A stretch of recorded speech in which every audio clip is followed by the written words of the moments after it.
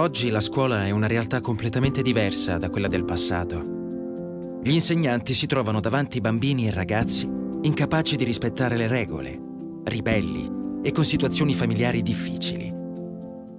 Sono in classe davanti a noi, ma spesso con la mente non sono lì. Spesso fuggono in una realtà virtuale fatta di videogiochi e social network. È difficile accendere e tener vivi il loro interesse e la loro attenzione.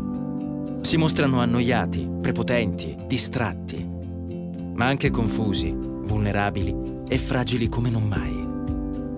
Nonostante tutti gli sforzi per cercare di coinvolgerli e motivarli, di fronte a questo quadro, gli insegnanti sono spesso delusi e frustrati. Questa è una scuola che non piace a nessuno.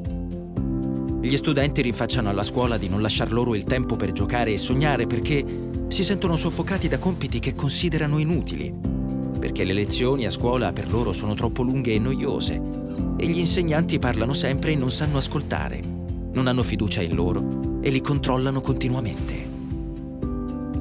Il muro che ci separa da questi giovani d'oggi diventa ogni giorno più alto e i corsi di formazione non sembrano aiutare a risolvere i problemi quotidiani in classe. Se oggi essere insegnante non ti dà le soddisfazioni che meriti, se senti che la scuola ti fa male, che a casa porti solo tensione e frustrazione, sappi che una scuola diversa è possibile. Una scuola in cui si promuove una solida fiducia tra studenti e insegnanti, in cui non ci sia più bisogno di controllare gli studenti ogni minuto, in cui tu possa avere tempo di qualità per ognuno di loro, per scoprire i loro talenti e sostenerli nelle difficoltà. Esistono già insegnanti che trasformano i problemi in opportunità, che sanno come far leva sugli interessi dei bambini e dei ragazzi per trovare un terreno comune perché possano apprendere con gioia e passione. Sono gli insegnanti che fanno leva sulle 3 chiavi di svolta. 1.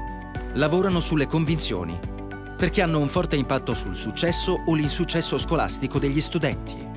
2. Gestiscono con attenzione i loro atteggiamenti, perché sanno che le parole possono demolire o far decollare uno studente e che ogni parte del nostro corpo comunica. 3. Scelgono le strategie didattiche più efficaci perché gli studenti apprendano con entusiasmo e diventino una vera comunità.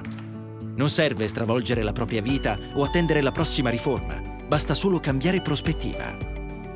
Dopo anni di ricerche sui processi di apprendimento e l'applicazione in classe di approcci e tecniche di insegnamento efficaci, dopo aver visitato realtà scolastiche di ogni tipo e aver raccolto le testimonianze di centinaia di famiglie e di insegnanti di ogni ordine e grado, le autrici del libro La scuola che fa bene hanno distillato l'essenza di queste 3 chiavi in un unico volume. Ora è disponibile per te e con semplici cambiamenti di prospettiva che ti faranno insegnare meglio e con meno fatica potrai superare per sempre il problema della gestione della classe, recuperare le relazioni compromesse con i tuoi studenti difficili, spostare il focus dai problemi agli obiettivi, diventare un insegnante coach seguendo le leggi naturali dell'apprendimento. E inoltre diventerà una piacevole realtà ottenere dai tuoi studenti un autentico rispetto, insegnare di più parlando meno, valorizzare le differenze dei tuoi studenti e renderli finalmente attivi e autonomi a qualsiasi età.